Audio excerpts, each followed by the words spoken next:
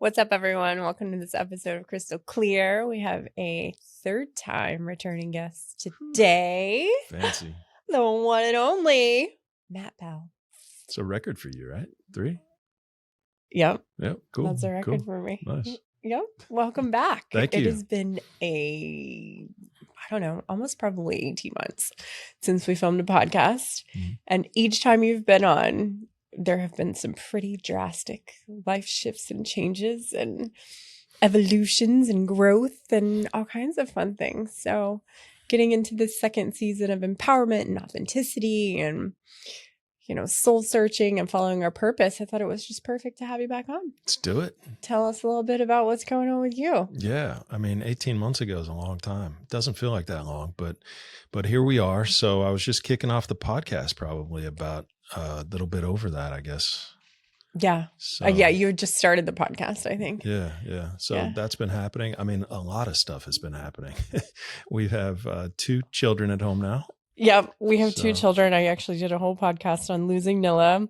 And this is the first time announcing on air that we decided to impulsively buy a new puppy. I thought it was, I don't know, I feel like it's like having kids. You think of, there's never a right time. You just have to wing it. You just have to go for it and you figure it out as you go. Yeah. She's been great so far. But she's been great so far. My nervous system is a little bit of a wreck from being on all the time, but processing through that. Luckily, she sleeps a lot. She sleeps a lot. Yeah. But she's been great. So there's that. The podcast started. I'm up to episode 70 now. Just came out this week. So we're putting out weekly episodes. So just kind of been following life and kind of doing what feels right. And, obviously my day job is still going well. We just finished up a fiscal year with Beall. So August 1st is the beginning of a new fiscal year. And can't believe we're in September already tomorrow. But so crazy. Crazy. But we had a good year. It was, the first half of the year we got destroyed by hurricanes and just a ton of, recovery. And then we had winter storms all over the place. And so that was a challenge, but then we hit our stride and really bounced back and salvaged a really solid year. And I have a good trend going into this next year. So all is well business wise. I feel like people are in a good spot. The people are liking from a cultural standpoint what's happening, and people seem happy. We don't have a lot of turnover, and then, just been outside of work. More work. Yeah. But passion projects. So it doesn't feel like work. Mm-hmm. Sometimes. Yeah, for sure. We took a couple trips. We went to the UK. Yep. That was so much fun. Pretty awesome. Yep. Hanging out with my Graham Hancock and his wife. They're great. Yep. And what was what the opportunity came up for Drake's Island, which was kind of what we molded our trip around or navigated our trip around. So tell me a little bit about the significance of that, because that was fun. But yeah.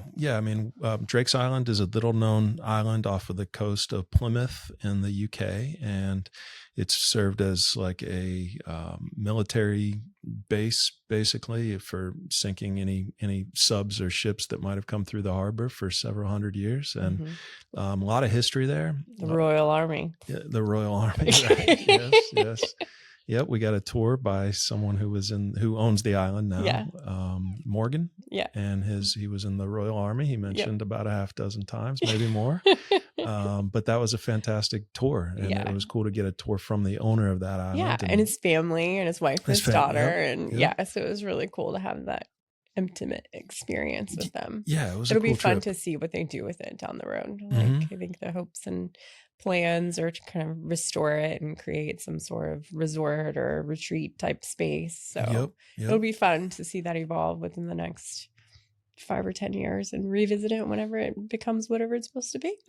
Yep, for sure. Yeah. So that was cool. I think he was looking for investor partnership or something. They want to do a hotel on there. And I think he wants to come on the podcast so that it can get more exposure and whatnot. But I'm sure we'll keep in touch. He seemed like a cool guy. Yeah. I went to Las Vegas and played in the World Series of Poker.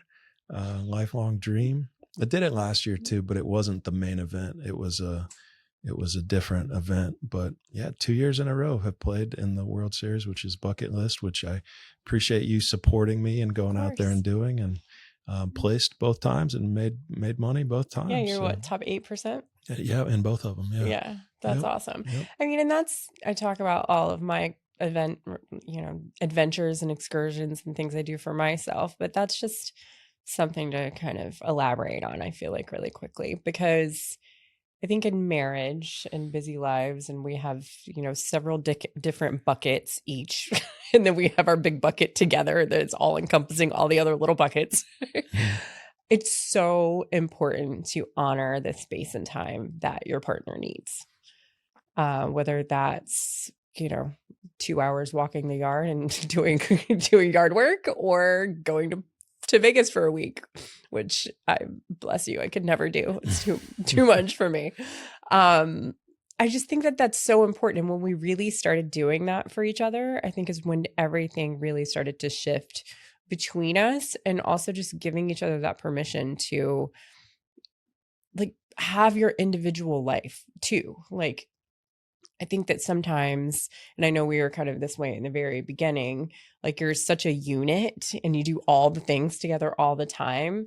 But I think it's just so important to also just hold space for having, your own individual passions, but then also coming together and honoring whatever that is. For you, it's, I mean, when we were just barely even dating, you expressed how excited you were about playing in the World Series of Poker one day. So I know how much it means to you. And it's so much fun. I mean, I'm not a poker player, but I love going to, play blackjack and stuff with you. But in Vegas is so much fun. I just don't feel like in this stage of life with everything I have going on that I could do it. But I love that you get to do it. And I think that's super important. Like mine's Miraval and other little trips and girls trips and things like that. So if I can put it out there to anyone, if you're in a relationship, or even the relationship you have with yourself, it's really important to allow yourself time to just go and play for a little bit and kind of disconnect from life and just do your thing. It's funny that you put it that way. And it's not just with relationships with a spouse. It can be a relationship with your kid. It can be anybody that you have a relationship with. And it's yeah, I mean, just kind of supporting the other person and letting them know that their choice and what they want to do with life and to have a little bit of fun is okay, and that it's supported, and that we're not judging it, and that it's not like a negative. I've got Drew is now getting into poker, and he's 18, and he just played in a tournament in Sarasota, and he got second place out of 200 people. And of course he's kind of like his dad. I mean, he's kind of all or nothing, and he's all in on that game right now. And but he's not hurting anybody. He's winning. He's not like doing any damage to his brain. He's not like drinking like I was at that age at freshman year of college. He's and not smoking weed. He's not smoking. So normal. He doesn't really have the normal college life, because I think that's where I would start to be concerned. If it were all of the above, yes, that's when I would be concerned about the poker. But first of all, I know how your brain works, both of you. Like, you guys like to, it's a game. Like, it's a challenge. It's like, it's better than video games, as long as he has a conscious mindset about it and knows limits and sets, and has a balance. I think it's all about balance, right? Yes, it for sure. And I want to be able to support him, and I want to be able to say, you know what, you want to do that. You're not hurting yourself. You're not hurting anybody else. Go do it. I encourage you to go do it. Just like you encouraged me to go on this trip. I mean, he's making good grades in school. He's not hurting himself or other people. So I see certainly the other perspective and where they're coming from and the concern, and totally understand it. But at the end of the day, we're 18, I'm 46, so it's like, at some point we have to decide, are we going to be friends with this person? Are we going to support this person and be there for them and offer caution if caution is warranted and necessary? But, ultimately just have a healthy relationship and a healthy dynamic. I feel like at some point we have to let go of the parental role that we play with our kids, and to be able to talk to them so that they trust us, and so that they have a safe place, and that they don't feel like what they're doing is bad or wrong, that it's okay. So I know that there's there is a balance for sure with all things, but it's something that at least at this stage I've attempted to implement that with the kids, and it seems like our relationship is significantly better. I've attempted to implement that with you, and you going and doing your thing. I try not to. I don't worry about you. I like it's like go have fun, do your Miraval stuff, and Get my witchy stuff get on. your witchy stuff on. Do yoga for 8 hours, like whatever. It's cool. So 8 hours for 5 days. No. yeah. Well, the poker thing went making it It was 12 to 12, right? 12 to 12:30. Yeah, it was 12 and a half hours a day for as long as you can last. It starts with 10,000 people. You if you make it past day 1, usually there's 8,000 left. Day 2, 6,000. Day 3, it starts to drop quicker because the blinds start to increase. But yeah, it's a grind.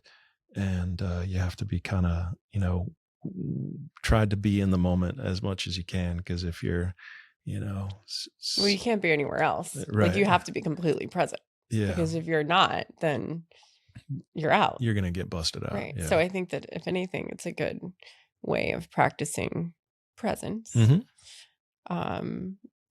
Whatever that is, and just escaping for a little while. Yeah. But I do think it's important as children get older to create more of those mature adult relationships without parenting, because if you have a parental relationship, even though you are their parent, obviously that's always going to be like we gave life and they're here. I just feel like it's always also important to just lead by example. And show them that, okay, you can do X, Y, and Z, but it's important to have a balance.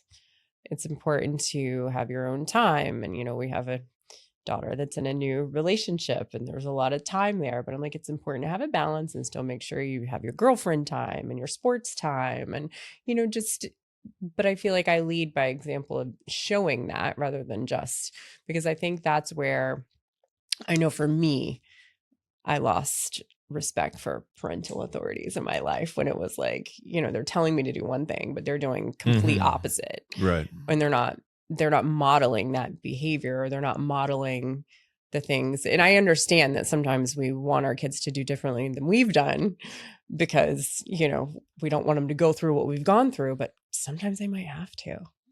And sometimes they might have to. I mean, within reason. Obviously, we want to make sure they're safe and they're supported and they're heard and they're understood. I mean, because at the end of the day, that's all we want to feel, right? We want to feel heard. We want to feel seen. We want to feel understood. And when you get into those, why are you doing this way instead of, how can I support you in this way? Or do you need support in this way instead of offering it? Because sometimes that unsolicited advice can be taken as judgment. So just really finding a balance with that for ourselves. I even find myself like sometimes I want to say something, but I'm like, you know what? If I were to say that right now, it would make or break this situation. So I want to make sure that I'm nurturing and showing compassion for what they're also going through, but also modeling the behavior. So I don't just look like a hypocrite. I think that that's where I really struggled sometimes with, for lack of a better word, authority figures in my life. Saying one thing and doing another, or contradicting themselves. It was just kind of like that's a really quick way for me to lose respect. Right. Not understand. Well, that's why we made all the changes we did when the kids were getting to the age of high school, and when all the things show up with alcohol and all the substances and all that. Yeah. And it's, there's a lot going on out there. And I actually had someone ask me the other day, she's like, do you drink alcohol like at all? And I think about that these days and I'm like, I choose not to, but if I choose to, then I do. Yeah. But I'd usually choose not to. Right. And I kind of explain why, like, I want to be present for our family. And to be honest, every time I have had a sip of alcohol or a drink or a couple drinks or whatever, I feel it. It's in the day of, totally fine, fun, go with the flow.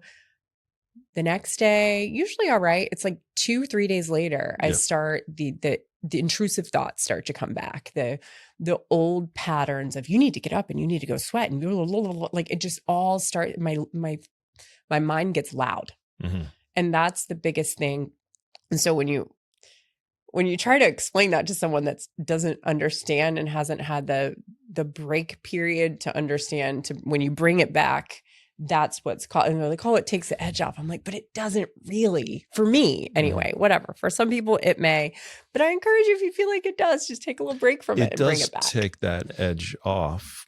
But then it's right back there. That's how I feel like, and I just know that right now, we have, having a new puppy is literally like bringing a feral toddler that does not wear diapers into your house, that chews on everything. Yeah.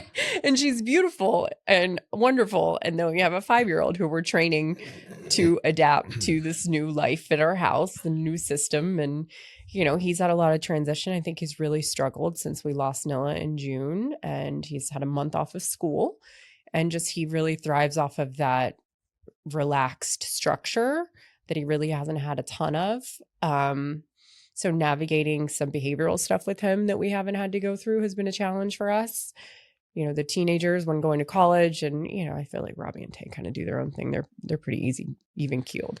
But if I were to add, like, it's football season, or to have some like pumpkin ciders during football season, like we used to, which were so good. It's like, I just know, like, once the week started, I would just be a mess. So I don't know. I still feel like it's a good choice for me right now. Yeah. It doesn't serve me. I mean, same with coffee. Like, I realize, like, if I have regular coffee and I combine it with protein, I'm usually okay. But if I have like just a regular cup of coffee with no protein or anything like that with it, I'm just on a whole different level as far as like agitation and edginess and quick to snap. You touched on something earlier, or almost touched on something earlier, that was interesting, because when you said, do people ask you if you drink alcohol ever? And it's like, am I a drinker? Am I not a drinker? We kind of try to label ourselves as things. And, like when I wasn't eating meat, for example, I wasn't a vegetarian. I was just waking up every day and making a choice not to eat meat. Mm-hmm. So you don't have to self-label vegetarian or self-label meat eater in mm-hmm. order to exist. We can drop all of those self-labels and just wake up every day and decide if I want to have a drink of alcohol, or decide if I want to have a bite of meat, or whatever it is. And we don't have to carry those patterns into the next day. We do that because we're identified with that name. Like, I am vegetarian, so I'm not going to eat meat today. But when we take those labels away and we make it a choice, and we make it about just, maybe I will one day, like you, if somebody asks you if you were going to drink again, I don't know. Right. Like, but if I'm in France and I'm in freaking Champagne, France, and I want a glass of bubbles, I'm going to have one. Right. But I will say, I will do that knowing what comes next. Yeah. So, and having to own that. So then I have to make sure that, like, okay, if I know this is how alcohol affects me, or how meat affects me, or I'm allergic to eggs, if I really want an omelet, I know how it affects my body. But go into it with no guilt, no shame, understanding the consequences of what it's going to do to my body, and be prepared to unravel that. To your mind, really, too. Yeah. I mean, yeah, for sure. I mean, yeah. So we get caught up on these IMs of these labels of all this stuff. And it's like, and it kind of limits us, and it kind of boxes us into that corner of, I want my beers on Friday night. And it's like, that's who I just drink beer on Friday night. That's who I am, and it's, mm-hmm. and then we're stuck doing that repeatedly on mm-hmm. autopilot for the rest of our lives. And it's like, maybe, if we want to be empowered, if we want to actually have the choice and be able to make the choice for ourselves, then stop labeling ourselves and stop, and just kind of go with the flow. And, it's interesting. It does impact the mind for sure. And as does weed, and as does, really, probably a number of things, but certainly alcohol and weed. Like the 2 days later, 3 days later, when you're, it's like that down period where you said your voice gets loud. The voice in the head does get a little bit louder, but it's more like it's agitated. Like your amygdala is fired up, because that's the area of your brain that it affects. Right. So that's when the reactivity is on higher alert. Your nervous system, your parasympathetic nervous system is shut down. Everything's a little bit more annoying. Yeah. Things aren't just kind of funny. There's a lot less acceptance for things that happen. There's a lot more irritation. There's a lot. I'm not saying with you, like, this is like, no, I mean, so it's true with me, but in general, when people say that it takes the edge off, that's the edge they're talking about. Right. It's the same edge that's created by the alcohol in the first place. Yeah. And so you have to, so then you get yourself trapped into this cycle of, it takes the edge off, I get the edge back. It takes the edge off, I get the edge back. It takes it, and then you're stuck in that in perpetuity. And you could have clear, calm, just peace if you just let go of that and had the willpower to kind of say for the first couple of, because it is tough for the first couple of weeks or the first month to just say, I'm gonna, let that go. I'm not gonna get a drink today. And if you can get through that first kind of month period, then you see that the edge is gone. Right. Yeah.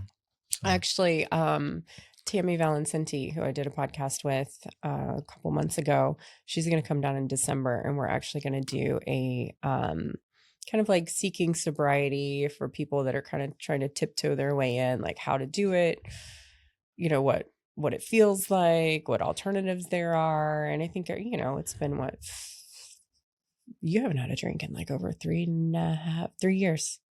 About 3 years. Yeah, I think it's been about around this time. Almost 3 years. Yeah. October, I think, will be 3 years. Okay. And for me, I've sprinkled a bit here and there. Yeah. So I don't have a date. But going back to it takes the edge off and then you go back.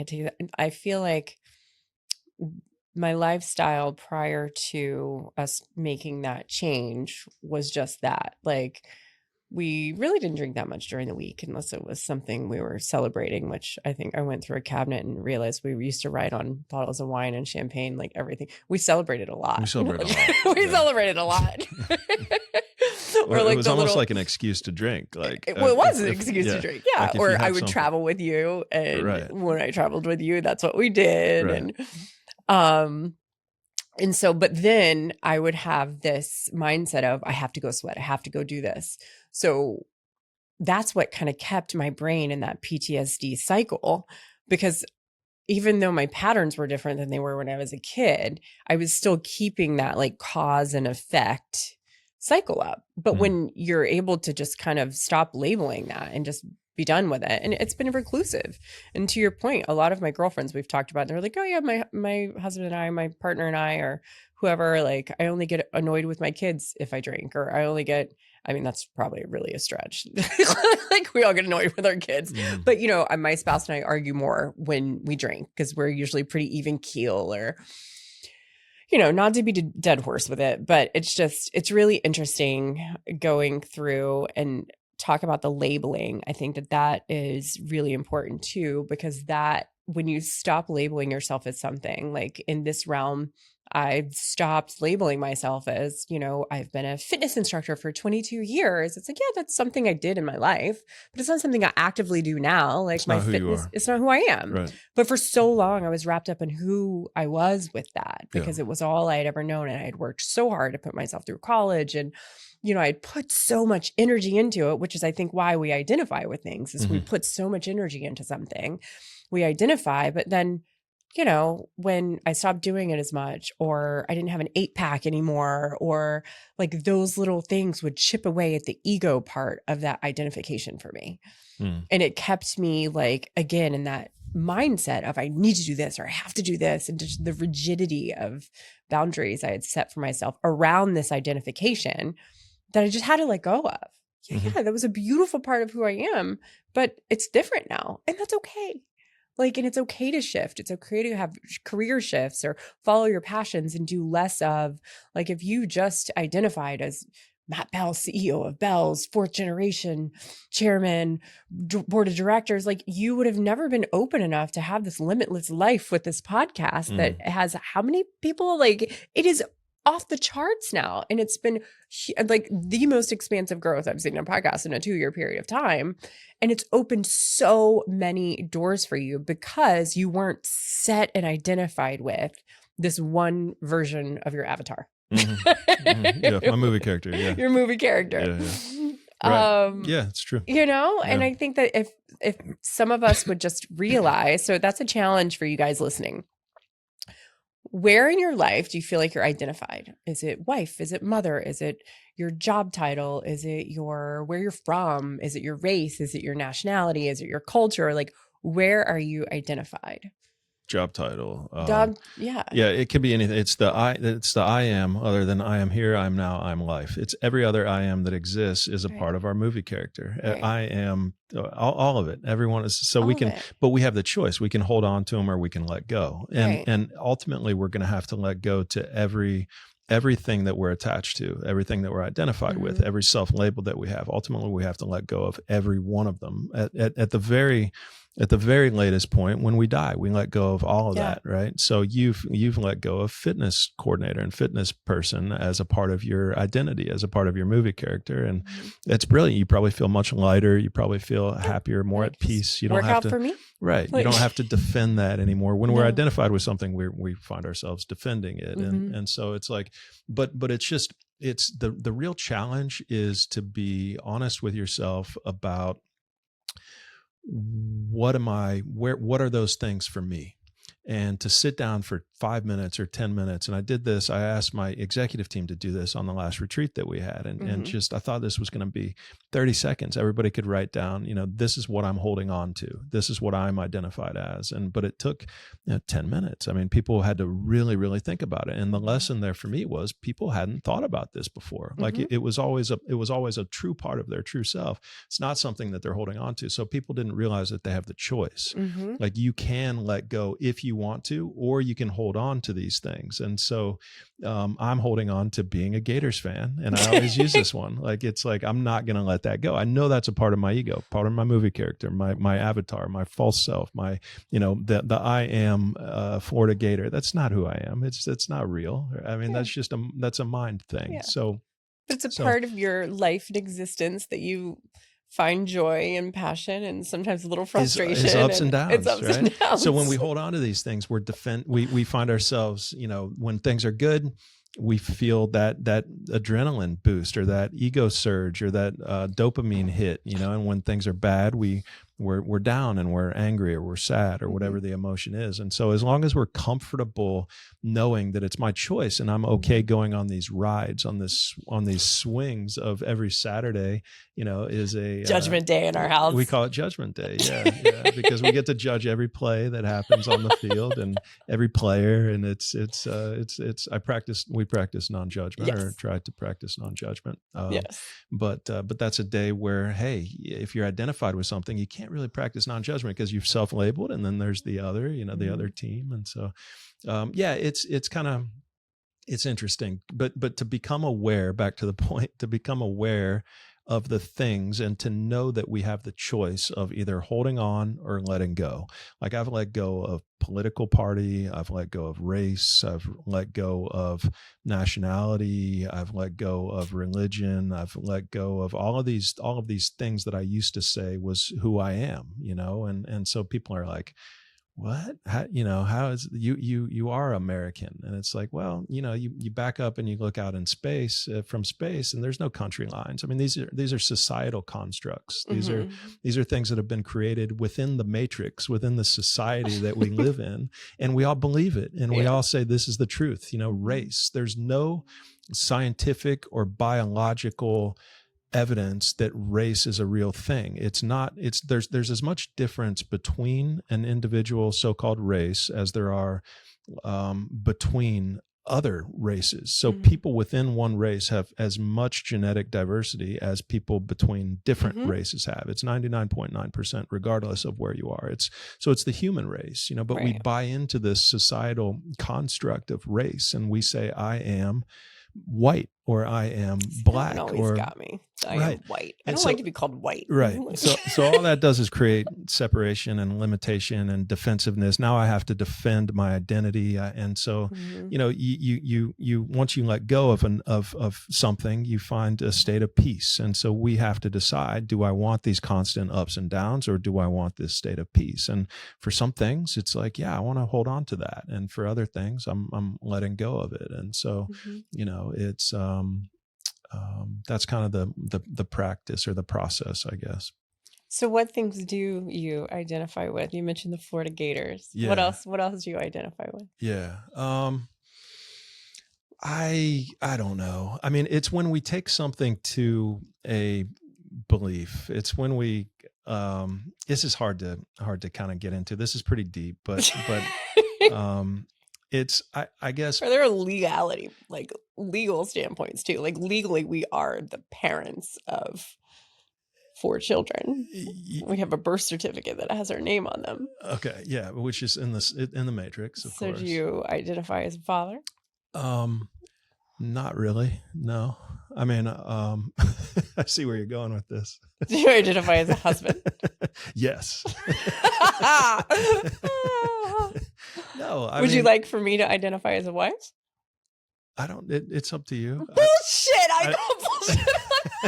I think our relationship would be the same. I call bullshit on that, and I don't think it would be at all. It might be more enhanced. Okay, for those of you who know old Matt, I just want you to soak in that for a second. Which is why jealousy is like not a thing like it used to be for me. You know? Oh God, no! You have like 180 degrees. Right. So it's really been freeing from I think that was fear. It was fear of losing me, because at that point in time, like I said before, we were such a unit.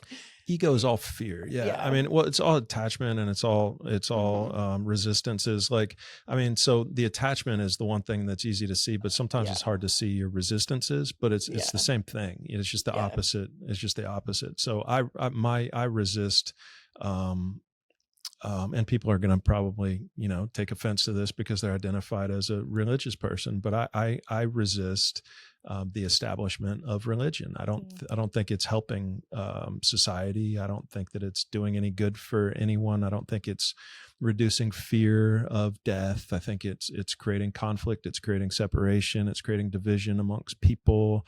It's not in line with what we see from near-death experiencers who have had experiences with quote unquote God. It's not a religious God. It's an all-encompassing light that everyone is seeing and interacting with. But it is a God, but it's not a specific religious God. And so I've taken that one to the resistance phase. And so, while it's not an identification, it's something that I know that by letting go of that, for me, it's been incredibly enlightening, and I had been identified as a Christian for 40 years of my life, specifically Catholic, right, where I was eating the physical body of Jesus every week, and I was drinking his physical blood every week. That's the belief in the church, that it's not a metaphor. That's real for Catholics, and most of them don't know that. But that's by signing up for the Catholic Church, that's what you agree to. That's your belief. That's the system. And so, growing up that way, because I'm, as you know, but I was just kind of free spirited. My Nana was very spiritual, and she used some reference terms from the Bible, but I was never really exposed to that type of organized religion per se, which I'm very grateful for in the way that we've raised Tatum and Brody as well. I want them to choose one day. If something resonates with them, by all means, please follow your dream, and whatever that leads you to, I just like to leave it open for them.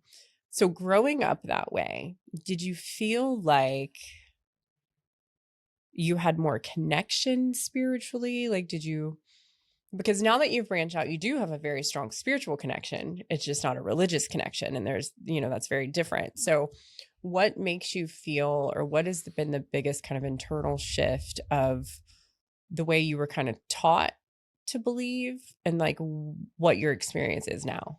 And this may be too deep. You can. Well, the biggest difference is that now I recognize that it's an internal look, that spirituality starts from within, and religion is an external seeking, where we're looking for something that supposedly exists outside of us. It's not something that we're a part of or that we're one with. It exists outside of us, and so we're constantly looking for God elsewhere in other places. And it's been the business of organized religion is the most successful business that's ever been created by mankind. Some really beautiful It's churches out there. I always wonder 2,000-year-old when I see them, business. especially when we were traveling, all these cathedrals, like how in the world do they afford to build them?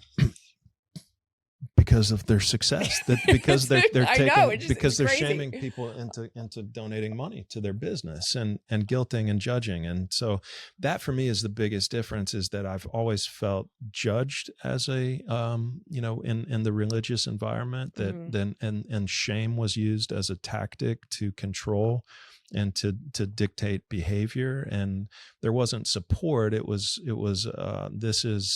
this is the way, and it was always an attempt to gain moral or egoic superiority over someone, and to attempt to show God that you are that you are whatever, above everyone. And so judgment is used as a way to shame and to control people within religious circles, and that is what has been my experience for my whole life. And so when I get a text from talking about my child who's playing poker, it's like, you know what, like there's nothing wrong with that. Like we don't need to say that that's wrong or that that's bad. It's legal. He's not hurting anyone. He's not losing any money. He's right. I mean, if he himself. were in debt or had right, then it's a different story. I feel like setting boundaries on thing, or teaching them to set healthy boundaries and detaching, having healthy detachment from something. Yeah. I understand. Yeah.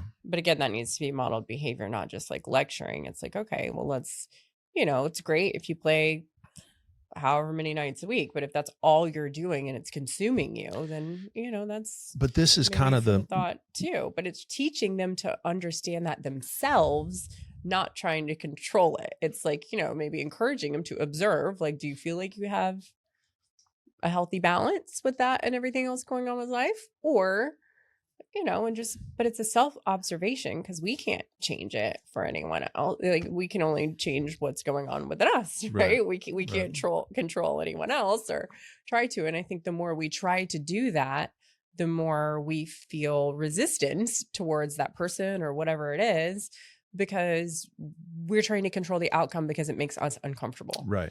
Exactly. And that was always my biggest thing, is like, when I was trying to control something or a situation or a person or whatever, it was because it made me uncomfortable. Right. And it made me uncomfortable because of my own inner beliefs, my judgments, what I felt like was, I'm not in that person's shoes. Right. Yeah. It wasn't it that made you uncomfortable. That's where the accountability comes in. Right. I know it was my thought process. It was your thought process. Yeah. It was your judgment of what. And my history. And I think sometimes where we kind of fall off and don't realize is if we don't take the time to really understand the root of why we feel resistance towards something, it will keep happening in other capacities. Right. Right. So it's really doing the inner work to go back to figure out, well, why is it that, and I have to do this all the time.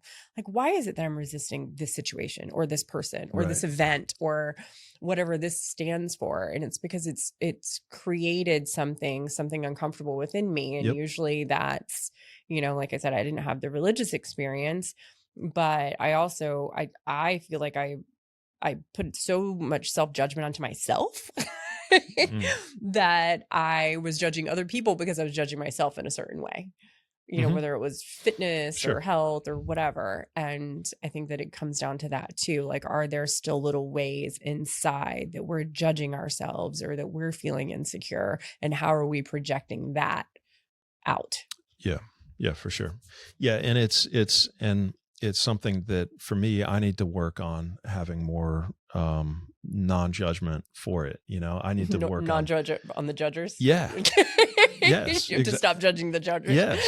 Yeah, exactly. And just the process and what it's doing to, I have to let go of my resistance towards it, and that'll help me, be more at peace, and it'll help me create less conflict, and it'll help me, and so, but I mean, I think that just even having this conversation, which will be a public conversation that people will be able to listen to, I mean, your mind starts thinking, well, this is something that people are going to judge, and it's something that they're going to they're going to be judging based on their identification as a religious person, and so there's going to be that hate and that that negative judgment and that separation that's created because they feel as if it's an attack and they have to defend their false self, their movie character, and that's kind of the basis of all of this. And so for me to be able to have more acceptance and just understand what's really happening,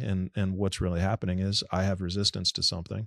Other people are identified with that same thing. They're going to defend it, and it's going to create conflict. And so the only thing I can do is not have resistance towards it. And, that's the only thing I can do. And so I have to work on observing that and letting go of that. And, other people at the end of the day are going to do what they're going to do. Right. Well, I'm just realizing that, everyone's entitled to their perspective and situation. Everyone's life is completely different, and their experiences. I mean, you can have, as we know, 4 children that have completely different life experiences than the other. Like, Robbie and Drew have had more of a similar life experience than all 4 combined, but they're completely different people. They have completely different hobbies, completely different habits, completely different beliefs. I mean, they're unique people. So just understanding that, I mean, and honestly, yeah, there may be some people that hate it and have judgment towards it, but you might be planting a seed for other people to be like, oh, wow, I've never thought of it that way. I guarantee you at least one person will take something from this. And that's well, all and that that's the matters. reason I'm doing it. Like, that's kind of my intention for this. Is like, Right. One person, if each episode, if one person, it resonates with them, that's all that matters. Right. Like, that's really, there might be hundreds that it doesn't, thousands even, and that's okay. Yeah. Like, and I think that it's important, and this is kind of one of my life mottos is, is like, I'm not for everyone, and that's okay. Right. Like, not everyone's not going to resonate with them, but for some people it will. And that goes for everyone. Like, and that I think goes to the societal kind of construct that we have on seeking external validation. To get back to your point earlier, it's like, it all comes from within. Like, if you're truly confident and at peace, and you're feeling good about where you are and what you're doing, and you feel you're purposeful and whatever it is that you're doing in your life, you don't care about that external stuff. You don't care if people are going to hate on it. Well, okay, that's their experience, and that's okay. Right. And, so I think we stop seeking that external validation from wherever it's coming from, criticisms or even the good things. I think we forget about that too. Like, all the great things, like if people love it and it's like, oh, we soak that in, we absorb it, but if people hate it, we ignore it. Like, it's still a part of feeding the ego cycle, so it's like, just releasing it. Hey, if I feel good about what I'm doing, that's all that really matters. Yeah. Stress is worrying about other people's perspectives or other people's judgments, and of course there's financial stress, there's other types of stressors that society creates, but ultimately a big source of stress for a lot of people is worrying about what other people think. And letting go of that and recognizing that it's just the other person's judgment that only comes because they're identified with something that they're defending. If we can realize that, stress really goes away. Right. And if you think about the root, and you had this earlier, who do we start worrying about first? What other people think? Our parents. Yeah. We start seeking approval from our parents from like birth. Right. Like, was it a good thing or a bad thing? Their facial expressions, judgment. Like, you can tell so much about, like, from body language and facial expressions. So you don't have to say anything. So what is the first thing young babies that don't know how to communicate, they start looking like, and I think about this with the new puppy, like they are understanding judgment from the minute they're born. Like, are they happy? Are they sad? Are they, maybe not in the world today where everyone's face is frozen from Botox. You can't tell as much, but that's a whole other podcast that I'm excited to get Dr. C on to talk about. But, that's just so something to think about there. Like, even if we're not outwardly judging, it still shows. Like, I still got to work on my facial expressions sometimes. Right. Yeah, for sure. Yeah, and the But practice is just observing it when we do, yeah, it's like and just owning it and just yeah, being like, you know what, I'm feeling yeah. some kind of way Well, about this, and and it's then okay. and then figuring out where that's coming from. Right. Like, what is it that I am attached to? What am I identified with, or what am I resisting that's creating that judgment? And that's where I think if we can do that and start to learn more about ourselves, that's the spiritual component of that's self-awareness. Basically, is what that is. It's awareness of yourself, and so, yeah, being able to see those times in which we are doing that, and then understanding where it's coming from. Most people can't even see when they're. I was having a conversation with somebody from Sarasota on text a couple of days ago, and it was like he said that Annalena Pauluna or whatever the congresswoman that went on to Joe Rogan's episode and was talking about UAP. He's like, oh, she's her past behavior has been very erratic. And that's his way of kind of staying within this bubble of reality that he's created that doesn't involve UAP. He's judging her as, some insane person or whatever. And it's like, I'm like, okay, but let's take judgment aside. And he's like, I really don't think I'm judging her. And it's like past behavior erratic. And so I asked ChatGPT, is that judgment? Yes. And so, you screenshot that and people aren't even aware that judgment is so common. It's so prevalent in everything that we do. Again, when that's what we're taught from the moment we're born. The moment we're born, everything is good, bad, right, wrong, and every shade of that and everything in between. And it's like acceptance is really the cure to that of just observing without judgment, just awareness without judgment. It doesn't even have to, awareness might be a better word than acceptance even, but yeah, not having to go down that path of this is good, this is bad, this is right or wrong. This just is. It right. just is. And when I think, again, modeling the behavior of self-awareness can show other people what that looks like, what that feels like. So back to your point with, not parenting and having more adult relationships with the kids, it's like, teaching them about self-awareness and how to look within themselves to know when to regulate or change some things around, or when they need to make life shifts and changes. And I think that's like, especially when it comes to our kids, I think that we underestimate the power that they really have to be. I mean, I think about, we're so pure when we're born if we allow ourselves to be. Yeah. Like we're so pure if we don't really expose that, a lot of the rigidity, which I think we've done this time around with Brody. And, like I said, we've had some challenges recently with some behavioral things, and nothing crazy, just some lack of listening and wanting to be silly all the time. And it's like, but that's kind of how we lead the household, is being silly and fun, and I need a hug. And so now he's kind of like, every time we ask him to put his shoes on, but I need a hug. Like, okay, I love giving you a hug, but we still need to listen and put our shoes on. So coming up with some more ideas and motives. I think it's really just a structure thing, but I don't know. So moving on to, yes, moving on. What else are you doing? Yeah.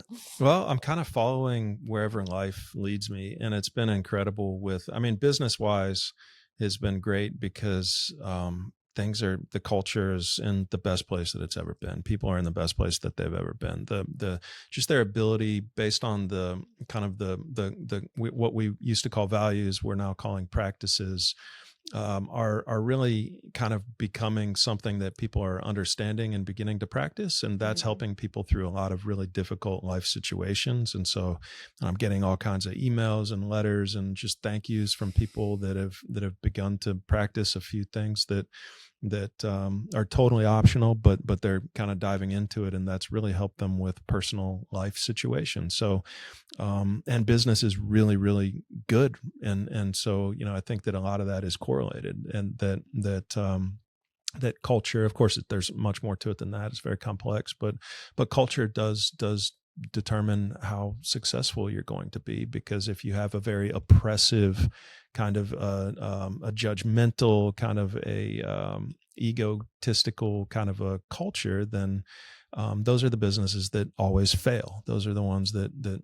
don't succeed, and we have a lot of turnover, or have a lot of turnover, and so people wonder how do you keep a 110-year-old retail business going right now? Like every other business in America is kind of failing or gone bankrupt or gone out of business. And, it's not an easy answer, but I do feel like culture is a big part of it, and just the way that people kind of stick together and treat each other and whatnot. So business I can't be happier with. I mean, outside of that, I'm following my passion with this podcast, and it's kind of led to a couple of things. Our Drake Island trip in the UK and the time with Graham and all of that, of course, but then other things as well. So upcoming, I've partnered with a team of scientists and engineers that are going to be exploring the big void within the Great Pyramid.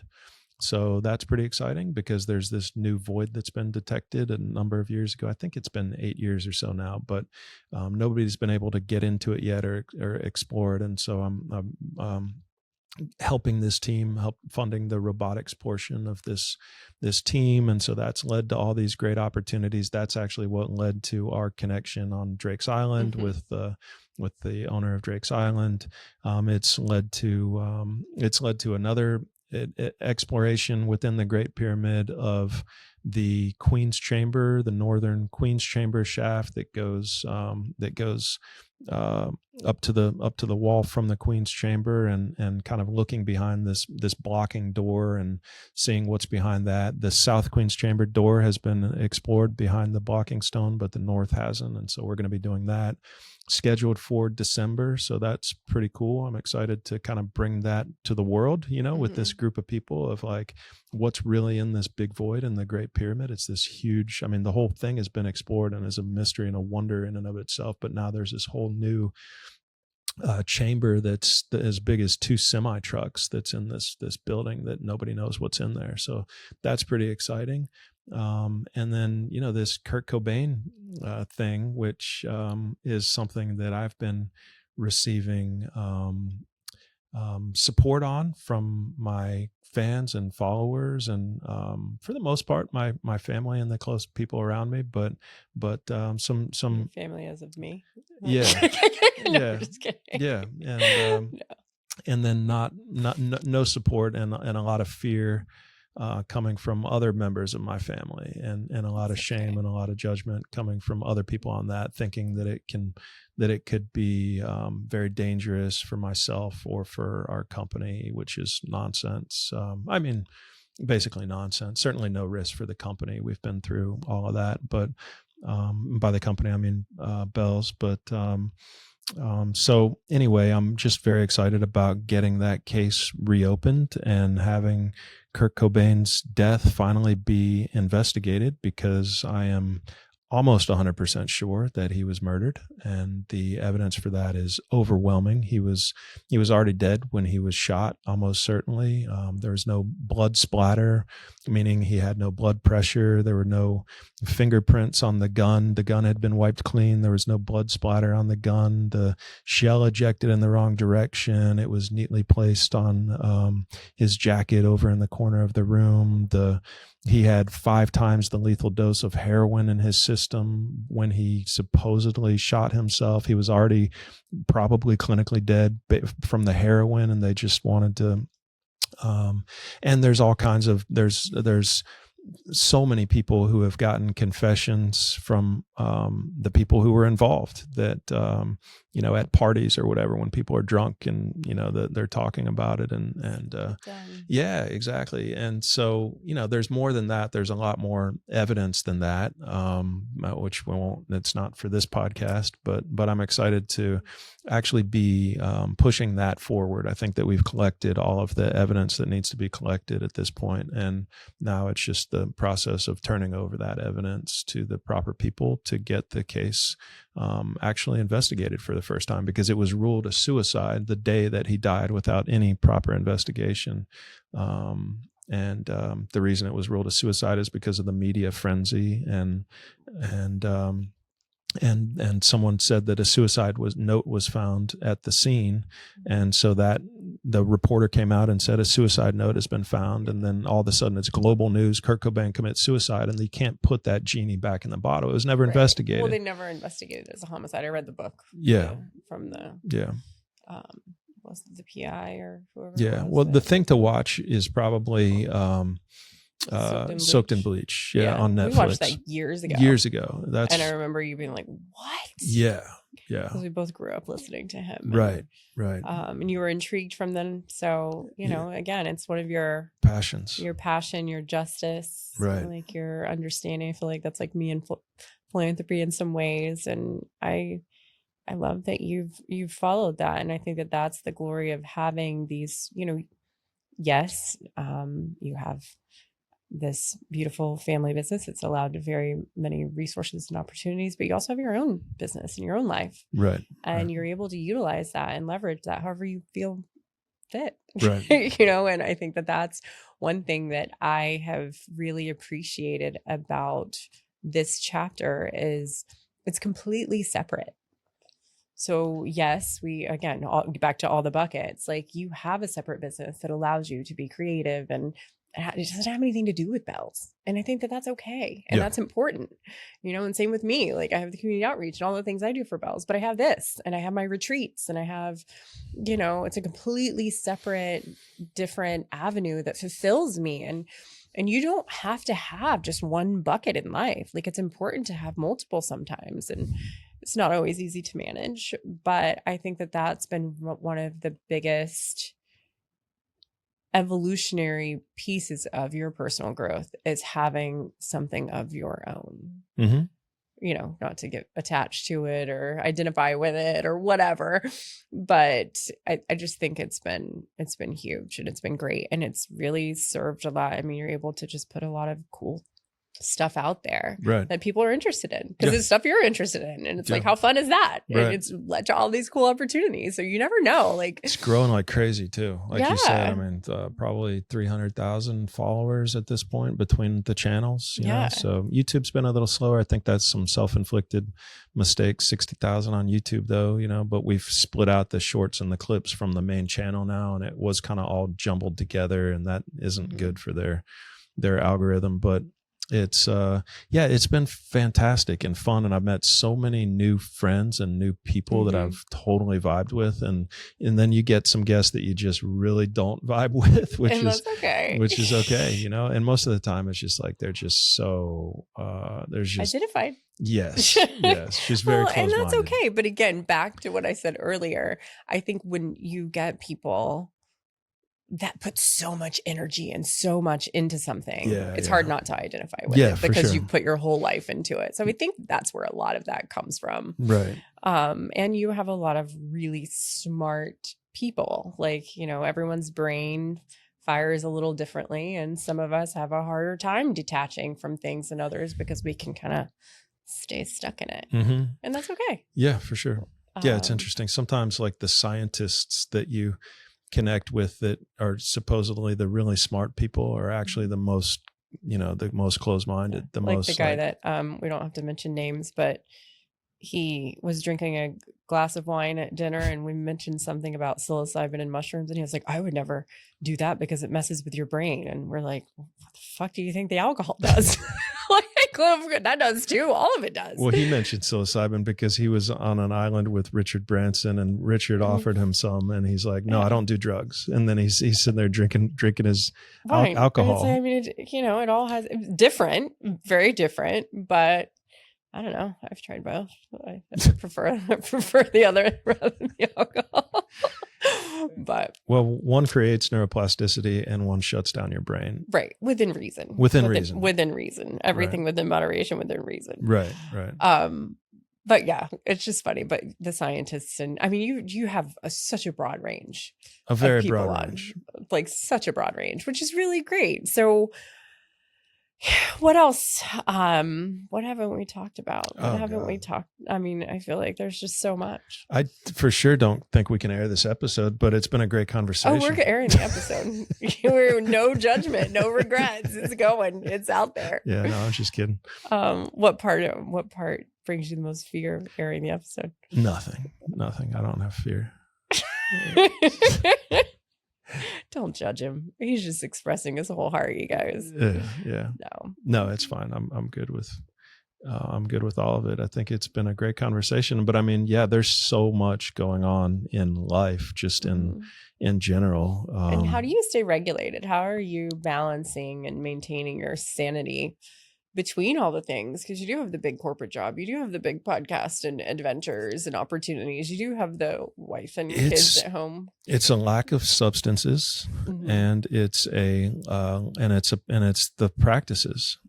You know, I mean, that's what's really helped me regulate is these what are the 4 practices, the 4 key practices. There's really 8 in total, but I mean, that has helped me so much, just have a stress-free life of just, total, being able to be in the moment and being able to, kind of not worry and not stress and not go into future. I mean, when we're going into future,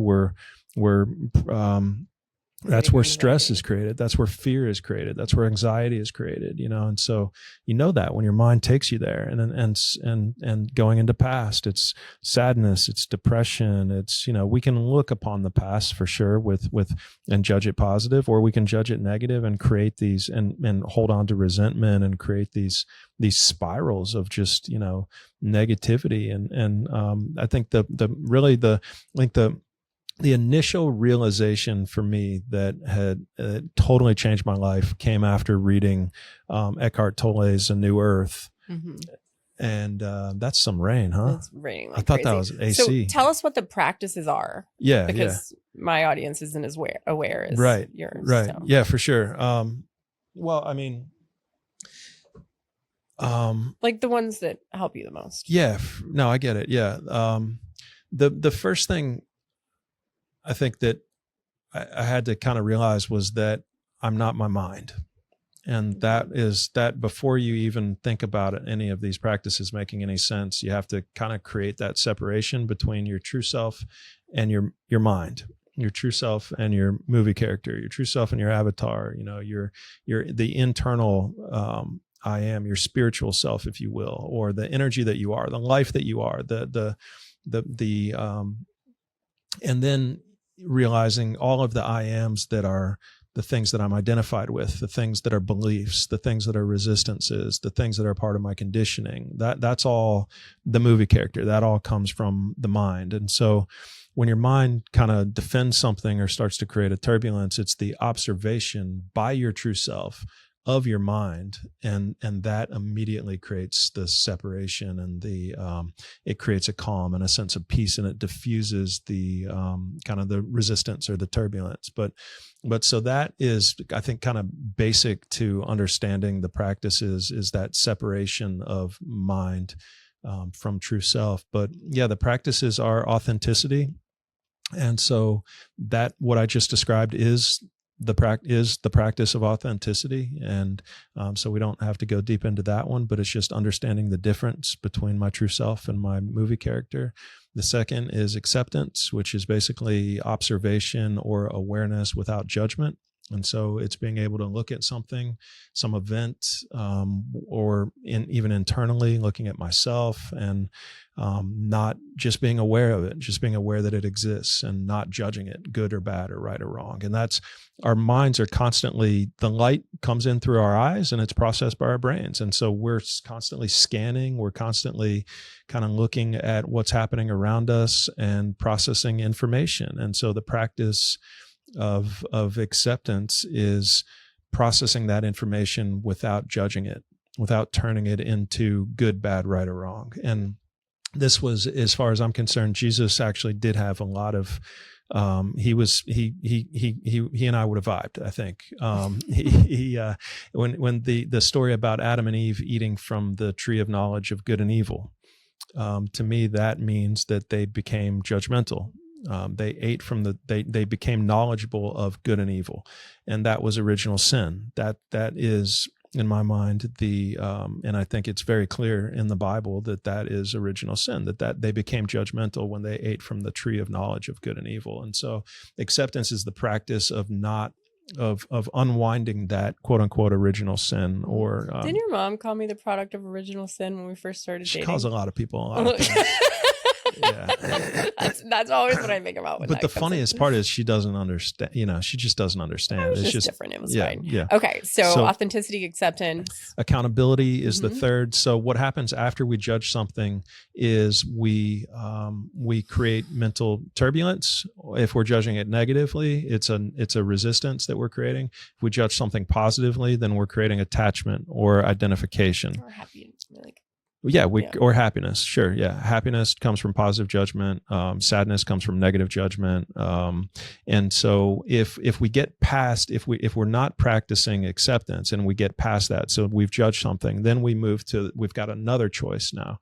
We've got another option to pull ourselves out of this mental matrix of a world. And we can do that through the practice of accountability, which is the knowing that it's no one else's fault, that I'm feeling my turbulence because of my judgment of something. That if someone cuts me off in traffic and I get mad, or if someone's playing poker too much and I get mad, or I've just judged that as wrong. And so I've created this mental and emotional disturbance. Well, then it's the knowing of the fact that it's not their fault. There's no one to blame, and I'm not a victim. So I can't blame them for how I feel on the inside mentally. And so that's accountability. It's the knowing that I created my own mental situation based on my judgment, based on my lack of acceptance. Or things that you've done. Because I think sometimes accountability can be external things. So if you have done something or been reactive or said something to someone, like, I think part of accountability is understanding where that came from within yourself and following through. Because you can be a complete asshole to someone and be like, oh yeah, I observe myself. But like, part of the accountability in that is like owning the fact that you're an asshole or whatever it is. Right. It's asshole judgment. Yeah. I mean, so then it goes back to authenticity. It goes back to the first part. And so if you want me to walk you through this, it's like we become identified with something, and that it happens at the point of the authenticity practice. And then based on that identification, we judge something, and that moves into the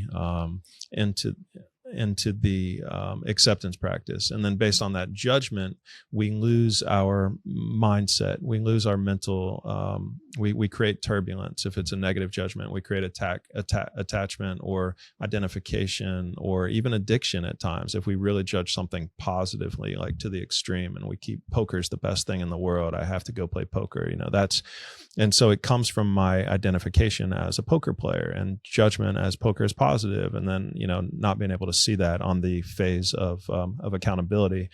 And then presence is kind of the fourth practice, where if our mind is taking us to past or taking us to future, then I can observe my mind as it's judging something in the past. It's lost accountability. It's lost acceptance. I'm judging that thing as negative, or I'm creating some future scenario that doesn't even exist, where I'm creating anxiety, or I'm creating fear, or whatever it might be. And so the practice is observing my mind to bring me back to the present moment from the past or from the future. So that's kind of the first four practices in a really, really short, kind of a basic high level overview nutshell. Awesome. Yeah. Thank you. Yeah, you're welcome. Yeah. Well, it's been a lot of great insight. Yeah, good. Yeah, appreciate you. It's just a perspective. It's wild and crazy. I get it, but not for everybody. Hey, but it's your perspective, and that's okay. Yeah, like, it's your unique experience with your life and the way that you've chosen to, navigate it all. Mm-hmm. So I think it's a beautiful thing. Yeah. Well, it's interesting. Life always hits you in the present moment with things, with challenges or opportunities, or whatever you want to call them. But it's how we respond to those things that life hits us with. Mm-hmm. And for me, practicing those four things. I mean, gratitude is another one. practicing gratitude. Openness is practicing being open-minded. Transparency is practicing being honest or straightforward. And so, practicing those things are a way that I am able to navigate through reality, in a reality that's not created through my beliefs. And it's just practices. It's like a lot of times I used to, and I think most people are in a place where we create a reality through the beliefs that we have. And that kind of clicked a while back that, well, my God, no wonder there's so much conflict in this world. Well, there's 8 billion separate realities that everyone's creating through their beliefs. And so, this is the God. And then on this side of the world, this is the God. And so practicing non-belief, and which is openness, and being open to other people's perspectives, but realizing that what we're really doing is creating our own reality, is kind of dangerous. And so just I think that too is another another key thing that kind of helps me navigate anyway. I feel like that really, for me, just listening to you explain it, really all boils down to having compassion and understanding, for yourself and for others, and understanding that, hey, like, everyone's beliefs are different. Everyone's life experiences have led them to be where they are in this present moment. So I can have compassion for that. Do I have to relate to it? No. Do I have to, dive deep and believe in it? No. Do I, just understanding that each person is very unique, and just having compassion for others and myself if I'm going through something, and just really bringing it back to that. And I think that is what really allows us to stay within a peaceful inward state, is having that compassion for ourselves and others, because then we don't get attached to or try to defend or try to, it's just, okay, whatever. We can observe, we can have compassion. Yeah. We can take it forward. Yeah. So, yeah, I think agreed 100%. It's a great way to, if we can replace the positive judgments with gratitude and replace the negative judgments with compassion, then it's really a great place to be. When we say practice non-judgment, positive or negative, okay, so what do? I just look at the thing that's happening, if it's something that I would judge positive, I think it's a great way if we can replace whatever that wonderful thing is just for gratitude. And if it's a negative thing, and if somebody is just being an ass, like you said before, whatever it is, just change that for compassion towards that person. Like, I don't have to judge that person or myself as negative or a jerk or whatever it might be. I can just have compassion for myself because of the way that I acted, or for the other person for the way that they're acting. So, and in that, I think when you have that compassion, you're able to separate it. It helps you not personalize other people's stuff. Right. And that's the key too. It's like, when you have compassion, you also aren't personalizing, whether it's good or bad. It doesn't have to be bad. And it just allows you to kind of have a free-flowing, open-minded perspective of all the things. Cool. But we'll appreciate you coming on today. Yes. I think we're getting rained out here. I can barely hear you over there. I know. Hopefully the audio is going to be okay. It'll be fine. Yeah. But yeah, it was a pleasure to have you back on. Yep. We'll do it again, another update. And I think that it's, a lot of things that you touched on will really plant a seed for other people to understand, like, just different ways. And it's always fun to have the evolution. I'll have to go back and listen to our last podcast and see how it's all changed up. So thank you for being you. I enjoyed it. Yeah. And for joining me. Very welcome. Thank you for doing this life with me. It's been fun. Yep. Yeah. No one else I would rather do life with and identify as anyone else's wife. So here we are. Cool.